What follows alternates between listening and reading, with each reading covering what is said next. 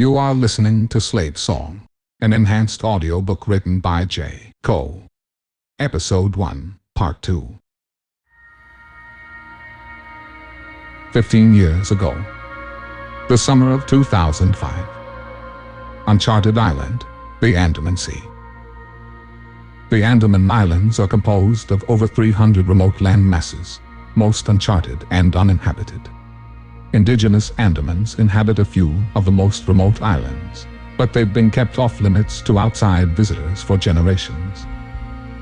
International fishing rights disputes between bordering nations have created opportunities for rampant poaching in the region.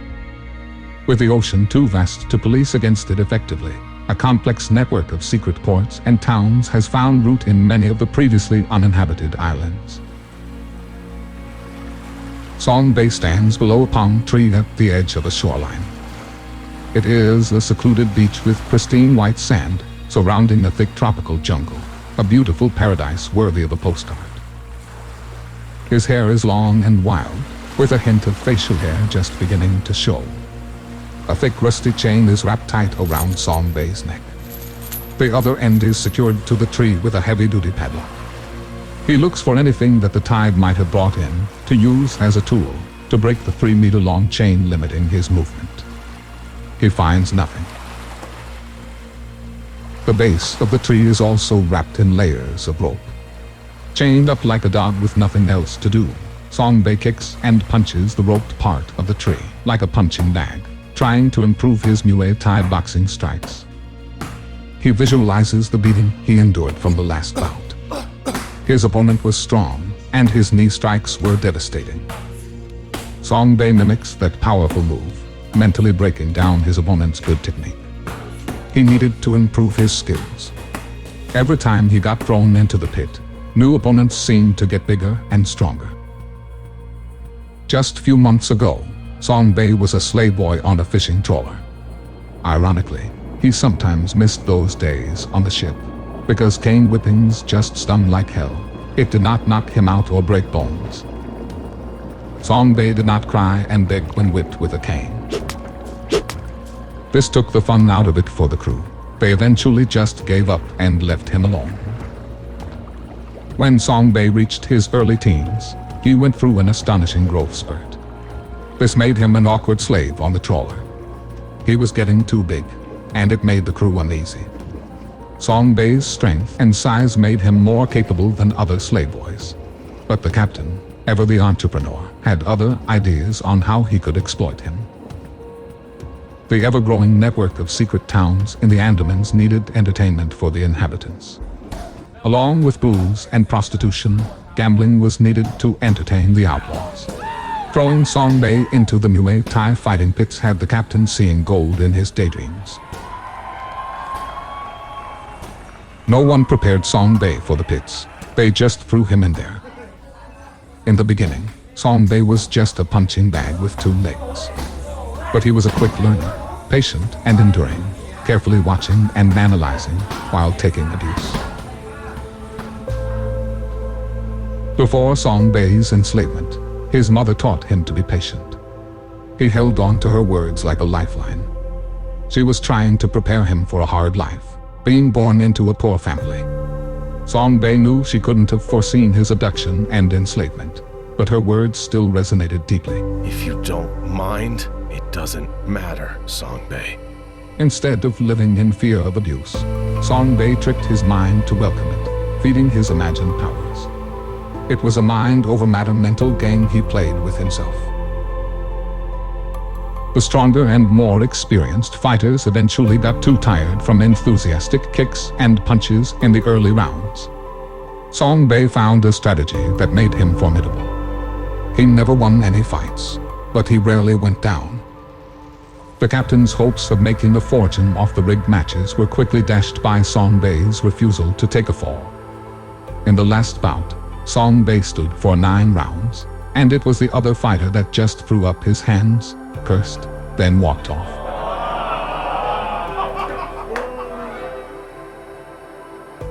After long hours of hitting the tree, Song Bay collapses with exhaustion.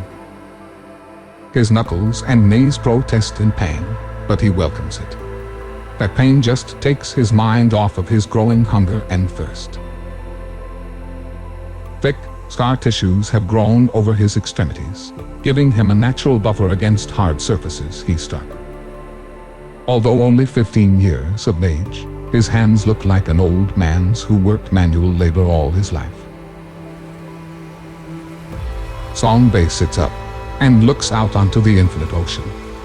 It was calm and steady, beautiful yet terrifying, full of bounty for someone's profit. He drinks the last of his fresh water from a beat-up plastic jug, making sure he got every last drop. But his thirst is far from quenched. Songbei is learning that the pain from hunger and thirst was much harder to endure. A little native girl with her pet monkey is watching Songbei from a safe distance. She sends the monkey up a tree to pluck a few plump coconuts. She then cautiously approaches Songbei, leaving the bunch within his reach. Sweaty and exhausted, Songbei can barely smile to thank her. She runs away shyly and hides. Fighting through his burning thirst, Songbei wraps his fist around the chain and uses it to crack the coconut open. He drinks eagerly. After his thirst is quenched, he shatters the coconut into pieces to reach the rich meat inside. He is tempted to devour another coconut in the bunch, but decides to discipline himself. He wasn't sure when the captain would return, so he needed to ration his supplies. He buries the broken shells and the 2 remaining coconuts for safekeeping. The captain doesn't need to know how he survived. Now with his thirst addressed, he looks around to locate the girl, but she is nowhere to be seen.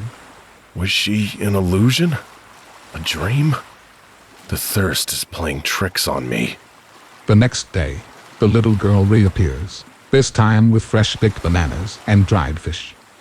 Her monkey retrieves more coconuts to resupply Songbei. This time, the girl stays nearby and watches him eat with glee. Songbei can now get a good look at the little girl. He guesses she's one of the many abandoned kids, living in squalor at a nearby fishing village. She couldn't have been more than 10 years old. He offers her a banana, and she takes it from him without fear. The tide is high, and Songbei can just reach the water. Songbei takes a handful of wet sand and scrubs her dirty face. It reveals a pretty girl with big brown eyes. Her unruly black hair sways wildly as she giggles and laughs with joy. It sounded nice, especially without malice and cruelty. He thought of his mother and wondered if anyone had given her a proper burial when he fled Korea. Someday he would return to make sure.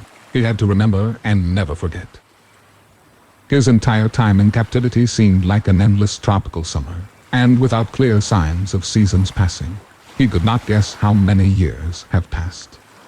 He tried to keep count in the early days, but it was counterproductive to his mental state. Some things are just better not known. He separated his mind from the harsh realities of his enslavement, sleepwalking through the motions of labor, letting his mind drift away to faraway places. The little girl gathers wet sand and then rubs his face playfully. She laughs and giggles, and Songbei is reminded that there is still some joy in this cruel world. A few nights later, the captain makes an appearance. He is dressed in gaudy fake designers straining against his protruding belly.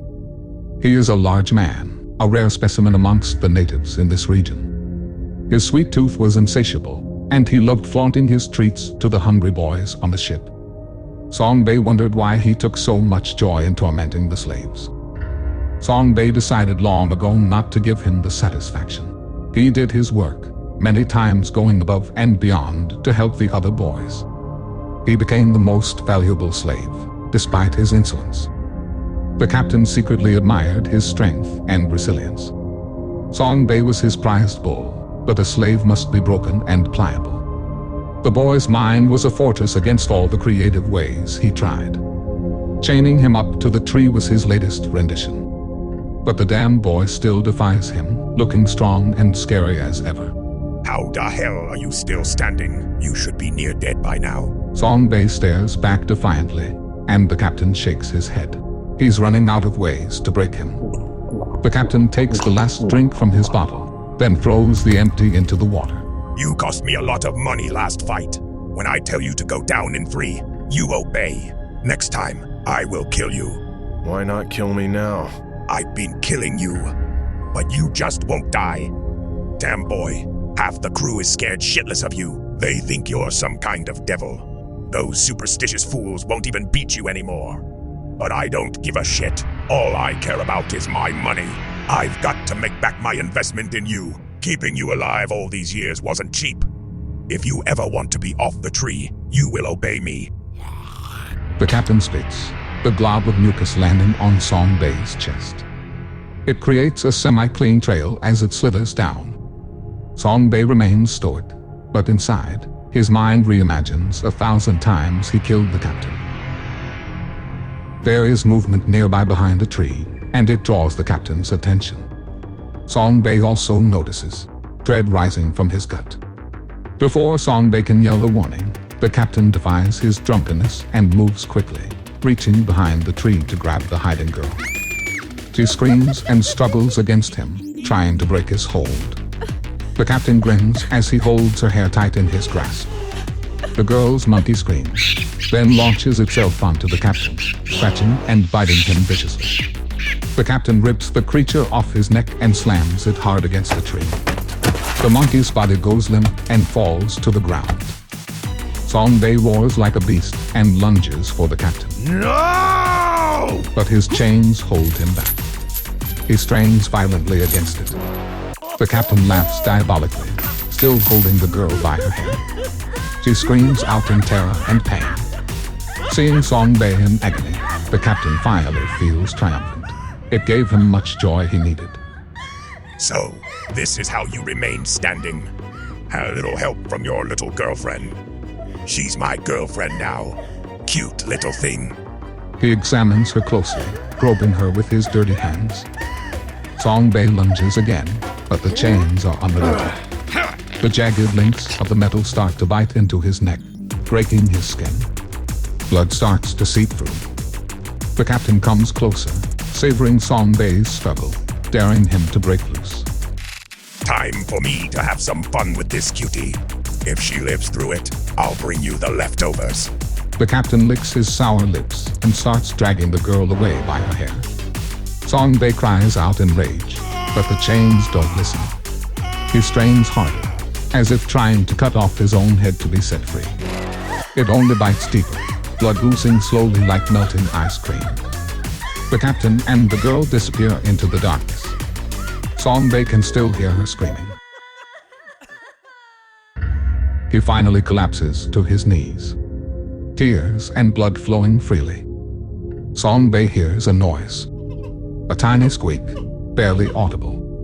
He looks up and catches movement nearby.